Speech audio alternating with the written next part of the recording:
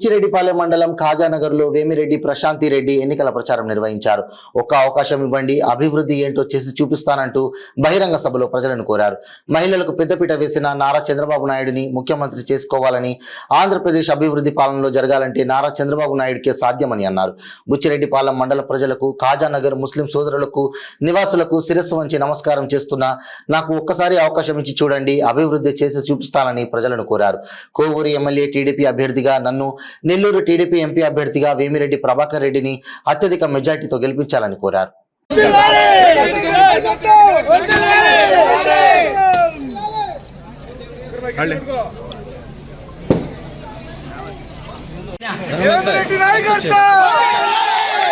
ఖాజానగర్ minority సోదర సోదరి మనులకి, అదేవిధంగా తెలుగుదేశం నాయకులకి అందరికీ నా శిరస్సు వంచి నమస్కరిస్తున్నాను. మీకందరికీ ఒకసారి ఆలోచించుకోవాలి.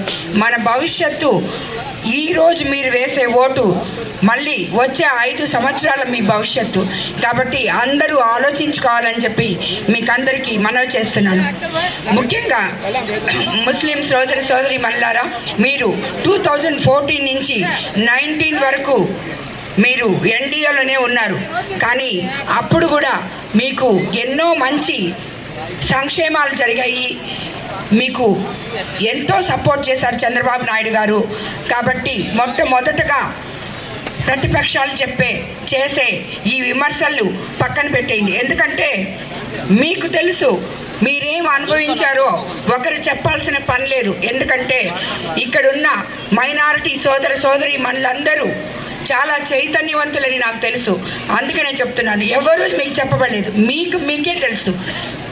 ఆ రోజు ఆ 5 సంవత్సరాల్లో మీరేమన్నా బాధలు అనుభవించారా, లేదా ఈ 5 సంవత్సరాల్లో మీరేమన్నా ఇబ్బందులు గురయ్యారా, అభివృద్ధి జరగలేదా, సంక్షేమాలు సరిగా జరగలేదా అనేది మీకే తెలుసు. కాబట్టి మీ మనసులో మీరు ఆలోచించుకొని మరి తప్పకుండా ఓటు వేయాలని చెప్పి మిమ్మల్ని అందరినీ నేను మరోసారి ప్రార్థిస్తున్నాను. ఇక్కడ అన్నవాళ్ళు కొన్ని నాకు ఇక్కడున్న సమస్యలు ఇచ్చారు, అవన్నీ ఒక్కసారి చెప్తున్నాను మీకు. ఇక్కడి ప్రజలు గుడిపల్లి కాలువ విస్తీర్ణం పేరుతో చేపట్టిన నిర్మాణాల వల్ల ఇబ్బంది పడుతున్నారని విన్నాము. మనం అధికారంలోకి వచ్చిన వెంటనే కాలువకు పూడిక తీయించి గోడలు ఎత్తు పెంచి రివెట్మెంట్ వాల్స్ కట్టిస్తానని మీకందరికీ మాటిస్తున్నాను. ముస్లిం మత గురువు దగ్గరికి వెళ్ళే మట్టి రోడ్డుకు సీసీ రోడ్డు కావాలంటున్నారు, తప్పకుండా మంజూరు చేయిస్తానని మీ అందరికీ మాటిస్తున్నాను. ఖాజానగర్ మసీదు అభివృద్ధికై విపిఆర్ ఫౌండేషన్ ద్వారా ఆల్రెడీ సహాయం అందించున్నాము. ఫర్దర్గా కూడా ఇటువంటి కార్యక్రమాలకి ఎటువంటి సహాయం కావాలన్నా మన ప్రభుత్వం ద్వారా, మన ద్వారా ఏదైనా కూడా సహాయం చేస్తామని మీకు అందరికీ మాటిస్తున్నాను. అధికారంలోకి వచ్చిన తర్వాత మరి ఎన్నో అభివృద్ధి పనులు చేసుకుందాం. ఇక్కడ 8వ తరగతి వరకు ఉన్న పాఠశాలను 10వ తరగతి స్థాయికి పెంచేందుకు కృషి చేస్తానని మాటిస్తున్నాను.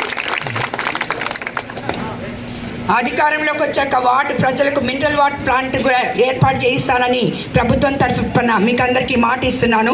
మధ్యలోనే నిలిచిపోయిన మదరాసును పూర్తి చేయిస్తానని గట్టిగా మాటిస్తున్నాను. ముస్లింలకు ఎలాంటి షరతులు లేకుండా గతంలో మాదిరి ప్రతి ఏటా రంజాన్ పండుగ కూడా తోఫా అందిస్తాము అని చెప్పి మీకు అందరికీ మాటిస్తున్నాను. మసీదు అభివృద్ధికి, ఇమాములకు మరియు మౌజాన్లకు గౌరవ వేతనం పెంచే విధంగా కృషి చేస్తానని మీకు అందరికీ మాటిస్తున్నాను. మైనారిటీ కార్పొరేషన్ నిధులు కేటాయించి సబ్సిడీ లోన్లు ఇప్పిస్తానని కూడా మాటిస్తున్నాను. కాబట్టి చంద్రబాబు నాయుడు గారు వ్యతిరేకించిన ఆయన కాదు. కాబట్టి అది మీరు ఒక్కసారి ఆలోచించండి. అన్న ఇందాక చెప్పారు మీకు అర్థమయ్యేటట్టు. కృష్ణయ్య గారు ఇప్పుడు వైఎస్ఆర్సీపీ ఎంపీ, రాజ్యసభ ఎంపీ, ఆయనే కోర్టులో వేసారు దాని గురించి. దాన్ని తెలుగుదేశం ప్రభుత్వం దాని ఉన్నప్పుడు కానీ లేనప్పుడు కానీ దానికి విరుద్ధంగా ఫైట్ చేస్తున్నాం మనము. అది మనకి కావాలి, అవసరము అని చెప్పి మొన్న చంద్రబాబు నాయుడు గారు ఇక్కడికి వచ్చినప్పుడు కూడా చెప్పారు మీకు అందరికీ 4% రిజర్వేషన్ నేను అలాగే కొనసాగిస్తాను, మన ప్రజలకి మీరేమీ భయపడద్దు అని చెప్పి. కాబట్టి ఇవన్నీ మనసులో పెట్టుకొని మీరు ఎన్డీఏ ఉమ్మడి అభ్యర్థి అయిన నన్ను ఇక్కడ ఒక్కటే మీరు ఆలోచించాలి. మనము ఇప్పుడు ఆల్రెడీ గవర్నమెంట్లో రూపాయి డబ్బులు లేకుండా ఉన్నాం. రేపు ఇవన్నీ ఏవి కాదు, అదొక్కటి ఆలోచించండి. మనకి సంక్షేమాలు కావాలంటే, అభివృద్ధి కావాలంటే గత ప్రభుత్వంలో ఒక్క ఇల్లు అంటే ఒక్క ఇల్లు ఎవరికైనా ఇచ్చారా? పేదవాళ్ళకి ఇవ్వలేదు. అదేవిధంగా ఎక్కడ పోయినా, ఏ ఊరికి పోయినా కనీసం తాగడానికి నీళ్ళు లేవు, రోడ్లు లేవు, సీసీ రోడ్లు లేవు, సరిగా డ్రైనేజీలు లేవు, ఎటువంటి అభివృద్ధి జరగలేదు. కానీ మనము ఆలోచించాల్సింది ఎన్డీఏ ప్రభుత్వం గురించి. అక్కడ చేరింది కేవలం మనం అక్కడి నుంచి మనకి ఫైనాన్షియల్ సపోర్ట్ ఉంటుంది, మన ఆంధ్రప్రదేశ్ని అభివృద్ధి చేసుకోవచ్చు, ఇవన్నీ ఉంటాయి. కాబట్టి దాని గురించి ఒక్కసారి మీ అందరూ ముస్లిం సోదర సోదరీమణులు ఆలోచించాలని చెప్పి మిమ్మల్ని అందరినీ నేను కోరుకుంటున్నాను. అదేవిధంగా ఇప్పుడు రాబోయే రోజుల్లో మనకి ఇంతకుముందు రూరల్లో అయితే 1 సెంటు భూమి ఇస్తున్నారు ఇల్లు లేని పేదవాళ్ళకి. ఇప్పుడు 2 సెంట్లు ఇవ్వబోతున్నారు. అర్బన్లో 2 సెంట్లు, రూరల్లో అయితే 3 సెంట్లు ఇవ్వబోతున్నారు. అదేవిధంగా మంచి మెటీరియల్తో మీకు అందరికీ ఎవరికైనా ఇల్లు లేని వాళ్ళకి ఇల్లు కట్టిపోతున్నారు. ప్రతి ఇంటికి పైప్ లైన్ ద్వారా కొళాయి నీళ్ళు అందిపోతున్నారు.